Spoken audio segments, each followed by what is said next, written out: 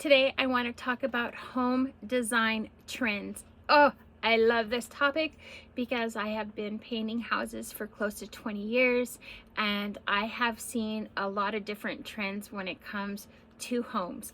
So let's see if your home falls into one of these trends or if you like any of these trends. According to my research, this is like the don'ts of it. What is tacky nowadays, but let's just talk about home trends. Okay, first of all, we all know that home trends can be a double-edged sword because everybody likes different things.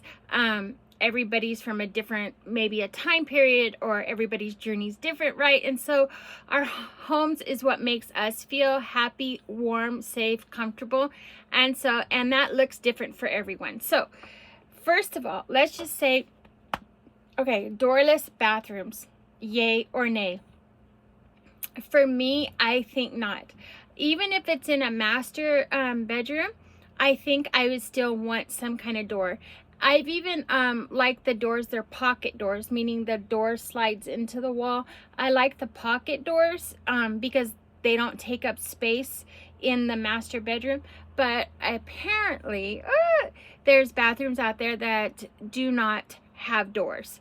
And so, what are your thoughts? But I do like the idea of bathroom doors that do not lock, especially if you have a family setting.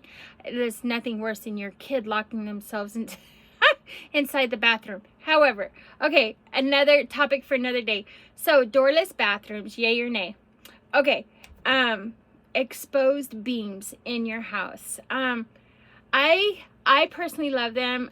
In my research, they say they're tacky, and they were even mentioning that there's faux beams, meaning fake ones people make, whether it be out of foam or styrofoam, and they just look absolutely tacky. However, I feel that the beams can bring a lot of elegance or shabby chic to your area. It depends, I think, too, if you have the vaulted ceilings or the big room to support such a strong decorative bold move as far as having a beam in your living space. Okay, built-in appliances. Some people really like this. Other people do not like built-in appliances. Me personally, I like built-in appliances. I know I go to a lot of homes and I see the big built-in microwave ovens. I see this second stove or oven, the second oven built into part of the cupboards. But I guess a lot of the complaint is that when it comes time for repair of those, then it makes it more difficult, right? Because they're built in. Or maybe they're wanting to change the style of their appliance, and since it's built into a certain size, they can't get something bigger or change the size of it. So that's why people are frowning on built-in appliances. However, I personally love built-in appliances. This is also painting. This topic is also for painting. They were talking about paint the gray stage where everybody's painting everything gray, and I think it can work really well for you. Maybe if you offset it with white walls or a different, just make sure you check your tones of gray versus sunlight and no sunlight, because sometimes that gray can turn more blue or brown. So just make sure you know your room that you're going to put the gray in. But as far as painting all the walls, I don't know, each is their own. I would do an accent wall, maybe one wall gray, and then go that way. I love gray. I'm a big fan of gray. I have a stark white kitchen, but I have dark gray cabinets, and I really love them. So just food for thought. I guess that was one of the building trends or whatever. Somebody was irritated about that. They just thought that was the wrong trend to get on, is making everything gray. Okay, gigantic houses on small property lots. I think it serves a purpose, right? Because you want that big family house but you're working all the time, right? And so to pay for that house. So who really needs that big old yard? Really, you need a small yard, small front yard, or no front yard but a big backyard. You get what I mean? So I feel that it's practical, but according to my research, they're frowning on it, because they're like, no, in order to have a big house you need big property. Also, I grew up also in the suburbs, and so you seen a lot of big houses, small properties, because it's the suburb and everybody lives close together, right? And it's almost like a cookie cutter neighborhood. So I don't know, what is your thoughts? Because I don't mind it. I personally don't mind it. Okay, let's see. Doorless showers. You know, I had a cousin that was a painter, and I don't know if it was Jane Fonda or I forgot whose house. It was Jane Fonda or somebody else that he painted her house. Well, he came home. This is when I was a teenager, so this is eons ago, and you may not even know, depending your age, you may not even know who Jane Fonda is.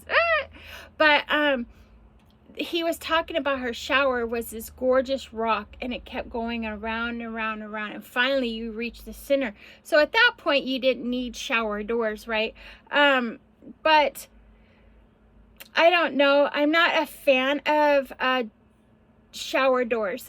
Curtains I think is fine, and the only reason I personally don't like shower doors is because they're a booger to clean, especially if you have hard water in your home.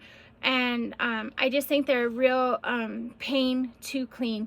And so I don't know, a lot of houses I see now, you can see the old tub that they have, but you can see that line where they had those doors on their tub for like years and years, right? They can't take off that lip off of there, but you can tell where they used to have the doors, and they're no longer having the doors. But I don't know. What do you think? Do you like doors on your showers? Okay. They're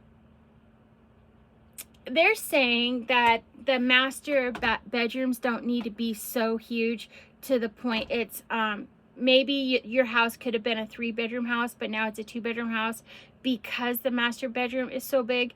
I think a master bedroom needs to be big. Oh, someone's calling me. I think a master bedroom needs to be big, because that's your sanctuary. Usually if you have kids, your kids are always in your bedroom with you. I mean, like, so much goes on. You can unwind in your bedroom. I always loved the idea of having a big master bedroom, because I would either have like a small sofa in there or your chaise lounger in there. I'm just saying, or maybe a little reading nook in there. But in my research, they're complaining about it. They rather have more they call it living space, or another bedroom instead. But I'm just not I'm not a fan of small master bedrooms. I am just and if you're the parent and you're the one who's paying for the home, yes, you need to have some kind of retreat, and you get what I'm saying? You gotta have time for yourself and pamper yourself. So if it means having a big master bedroom, then so be it. That's how I feel. Okay. Oh yes, and I'm very different than what they're saying here. They're talking about why is it that we see houses and all you see is the garage first, and then you see the rest of the house. Me personally, I love garages. I mean, if I could have 2 big shops together and just live on the top, I personally love that. But I understand what they're saying, but they said it's not pleasing to the eyes because you see the big old garage doors. However, I think it's very practical, because you can drive into them, then go into your house, or you come out of them and then drive out of your house. I don't know, me personally, I love having the garages out front, and then the door off to the side. I don't know, it's what do you think as well? I've even seen I've seen them both, like detached garages and their big shops detached from the house. But I mean, as far as the ones attached to the house, I personally don't mind that look, seeing a big old garage first. Garages and shops make me happy. Ah! Okay, so yeah, what are your thoughts on that? Oh yes, I do agree with this one. Why are you having to walk through a closet to get to the bathroom, or walk through a bathroom to get to the closet? That's too funny. I just painted a house like this a couple weeks ago, that you walk through the bathroom to get to the closet, but it was the master bedroom, and I still not sure how I feel about the moisture from your shower being right there at your closet. And this place is a gorgeous place that I just painted. But yeah, I never understood that. Yeah, I don't know. And it's not like it has a door either. It's not like you have a closet door. It's not a closet door. It's just an extension of your bathroom, if you will. So yeah, why is that? I would like to know the answer to. So that's what in my research, that's what they're frowning on too. They're like, why is this? So yeah, exactly. Why is this? Okay. Oh, and I have a mixed opinion about this too. They said that you shouldn't be painting your kitchen cupboards two different colors, like the lower half one and then the upper half another color. I think each is their own. Some people even have, let's say they have white cabinets, and then maybe they have a red or a yellow or a brown or blue island, right? I think each is their own when it comes to that. Really, I do. But they're complaining, or saying, maybe not complaining, because I don't know what your likes or dislikes are, but they're saying that's a no-no, right? Your cupboards, your top and bottom and island, everything should be the same. I just don't know about that one. I feel like I could like any which way. I can like them all the same. I can like them all different. It doesn't it doesn't bother me. It's just like back in the day, we would have a table and then have all the mixed match chairs. But it's deliberately done to have all the mixed match chairs. And so I love that kind of design stuff. So it's not going to affect me in my thinking if all our cabinets are all different, right? So just food for thought.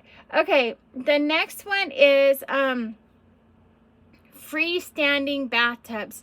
Now this, my friends, I think they're elegant. I think they're exquisite. I love the depth and the size of freestanding bathtubs. However, when it comes time to clean them, it's not the tub that is the problem. It's behind the tub, in front of the tub, in the back of the tub. I'm like all around underneath the tub. Like those are hard spots to get to. I'm just saying. Or maybe you drop your bar of soap back there. I can just imagine me having everything dropped there. My razors, I mean, so, yeah, I understand that. Why, yeah, how, maybe if we could figure out a way that if you can have a freestanding tub, but yet you can still clean around it, I think that would be awesome. Okay, this is another one I think is a personal choice, is, you have your island and then your sink is in the middle of your island. What do you think of that? People are saying no, because yeah, a lot of your dishes go in the dishwasher, but the rest of your dishes, maybe you're soaking them, or maybe they're pots and pans or whatever, and so they need to be around the sink, right? And you don't want those pots and pans and all that stuff to be in the center of your kitchen, because that's where your island is, and that's where your sink is in the island. So but I think it's super cool to have a sink in your island and a garbage disposal, of course, because people can sit there and, like, I don't cook, my partner cooks, and so I would love it, like me just sitting right there, and then he's chopping stuff up, doing stuff, talking. I think it's great. I truly think it's great. Or I could be doing dishes while he is cooking, and we're just side by side. Me personally, I think it's great. Other people think it can become an eyesore in the kitchen. So, oh, this is another one. My brother is a very adamant about this one. Personally, I don't mind either. I can go either direction. Having kitchen cabinets that go all the way up to the ceiling, or having space, like the cabinet stops and you still have like so much space, maybe a foot and a half. I've put tchotchkes up there. I put bouquets of dried flowers up there. You can put your whatever miscellaneous is up there. Make it decorative. I don't mind it at all. And I also don't mind my cabinets going all the way up to my ceiling either. My brother, when he got his house, he had a good amount of space, but he took all his cabinets down and pressed them all the way up to the top. But I mean, it worked for him because he's super tall, so it was no thing for him. But for the rest of us, I don't mind the cabinets being lower. And then my current cabinets go all the way up to the top, and I really don't mind because I store stuff up there that maybe I only bring down a couple times a year, and so I really don't mind getting a stool and getting it down. So what is your thoughts on that as well? Or what is your kitchen cabinets? Are they all the way up? I don't know, just saying. Also, people are complaining, I know it's a long video, people are complaining about those barn doors, those sliding barn doors. I think that's a great way. They remind me of pocket doors, but more rustic. I really like them, but they're saying if you don't have like the $1 million house, then there's no point in having the barn doors. I don't know, each is their own, right? I'm just saying each is their own. I don't mind them. In my house, I don't have any room or any space. I don't even think I could put one in. But if I had an opportunity, would I put one in? Absolutely. Anyways, this was just the home trends. Share your comments below. We would love to hear from you. And yeah, I will see you on the next video. Have a great day, everyone.